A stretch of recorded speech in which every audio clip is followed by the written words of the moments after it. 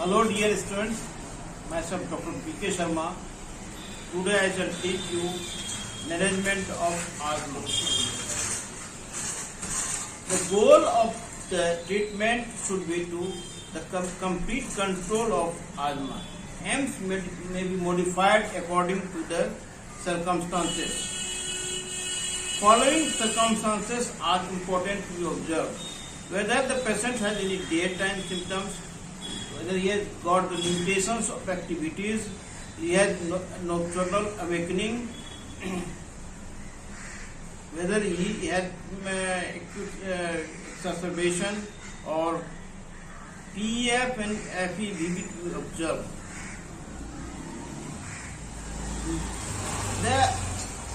As you know, bronchial asthma is a chronic condition, so every patient of asthma should take the responsibility and know how to keep themselves in control. Now, following are the steps.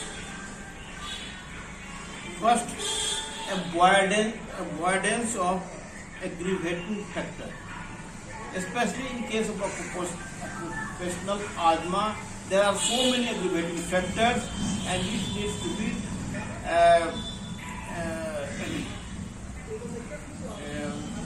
the patient should be aware of these factors. And in case of atopic asthma, the patient should be avoid the house dust, mites, and the floor carpet should be replaced by the beds, and a mite impermeable bedding should be used, and he should avoid contact with the pets. Now, what are the there are stepwise management of asthma. Step 1. This is step 1 when patient occasional use of inhaled beta-2 agonist. If the patients have symptoms less than once in a week or sometimes nocturnal awakening, he may use beta-2 agonists and he may take it according to need. If he has symptoms, then he take 1 or 2 puffs. There are middle dose inhaler, especially of salbutamol and terbutaline. Now, step 2. Introduction of regular preventive therapy. Regular anti-inflammatory therapy such as inhaled corticoids are used in this step. The important drugs are beclomethasone, budesonide, cyclesonide, fluticasone, metazone. If the patient has symptoms of exacerbation of asthma in the last 2 years, and if he has frequent awakening in the night and he is not controlled with this beta-2 agonist, then this regular preventive therapy should be used. Mostly the dose of the budesonide or beclomethasone is 400 microgram per day. Alternative therapy are bromance, leukotrienes, receptor antagonist, and theophylline. Now, step 3 therapy. This is called add-on therapy. If the patient is not fully controlled with step 2, then he should switch over to step 2 therapy. In this case, in this stage,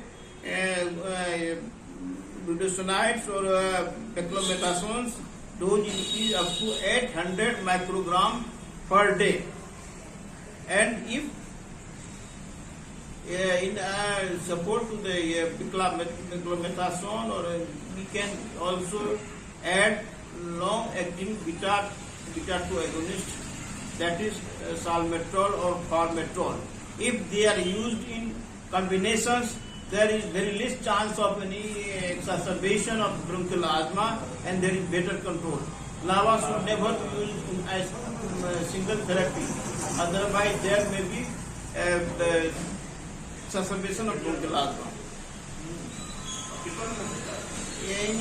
In addition to these things, montelukast or hormones, it may be added. Now step 4. If the bronchial asthma is not controlled even after step 3 therapy, then we move to step 4 therapy. Step 4 therapy. The dose of beclomethasone or budesonide may be used up to 2000 microgram per day. There are also nasal drops of glucocorticoids. And this therapy is also added with montelukast or long-acting anti-muscarinic agents. Now, coming to step 4 therapy.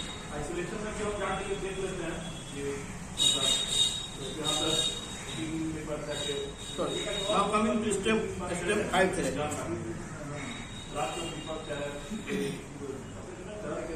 If the patient is not well controlled with step 4 therapy, then we switch over to step 5 therapy. The mainstay of the stage 5 therapy is oral prednisolone. It may be the dose may be titrated according to the situation. It may be up to 60 to 80 mg of prednisolone. There are chances of osteoporosis and bisphosphonates should be added. Now, in support to this prednisolone, we can add omalizumab to monoclonal antibody to act against IgE, and there is also nepilizumab, monoclonal antibody to bind the IL-5 receptor. Immunosuppressive therapy like methotrexate may also be used. And now, step down therapy. If the patient is in full control, then we taper the dose of steroids, especially by 30 to 40% in 3 months gradually. Now, coming to exacerbation of asthma. When the symptoms of asthma is not controlled by the conventional therapy, and the lung function is deteriorating, and there is inflammation, then there is exacerbation of asthma. Mostly it is due to viral infection or due to pollens or molds. It takes several hours to days. Sometimes the exacerbation occurs very short interval, and this is called as brittle asthma.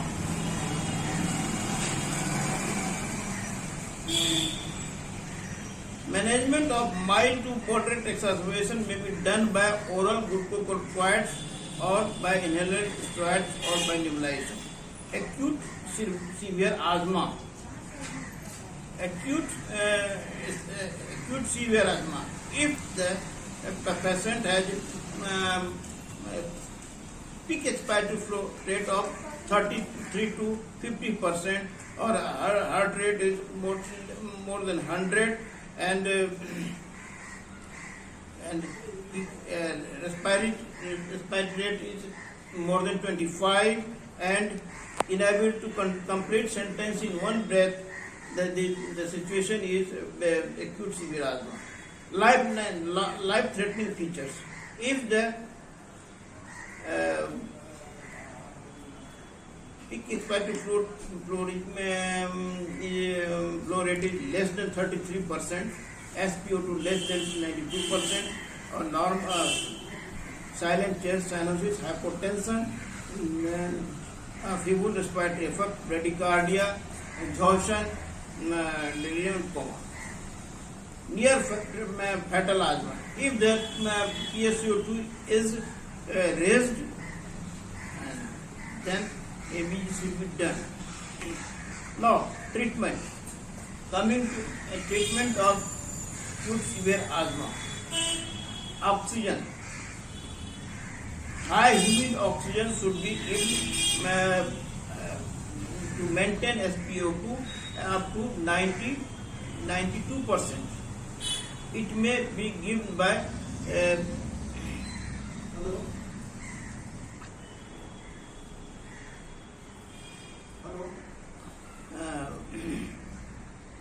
it may be given by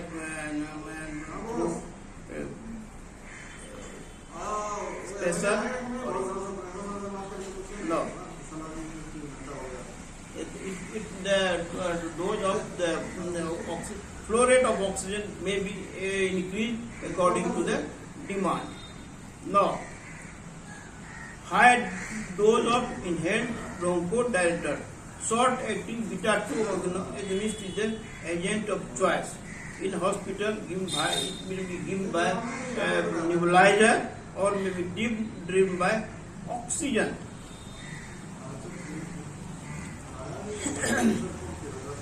It may multiple dose of salbutamol via meter dose inhaler may also be or a special device can be given. Simultaneously, ipratropium bromide may also be given. Now, third is systemic corticosteroids. The prednisolone tablet may be given, but in serious cases, the hydrocortisone is the drug of choice. It may be given intravenous bolus. If there is dehydration, fluid may be given, and potassium supplement may be given because salbutamol cause low serum potassium. In these pills, we can also give magnesium sulfate IV. Sometimes we can give with aminophylline slowly IV, but cardiac monitoring is must.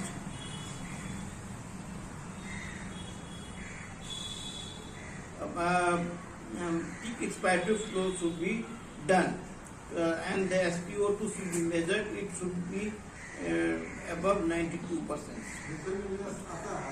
Now, what are the indications of IPPD, ventilator? Now, if the patient is comatose, if there is respiratory rest, PaO2 less than 60 mg, PSO2 more than 45 mg, pH is falling.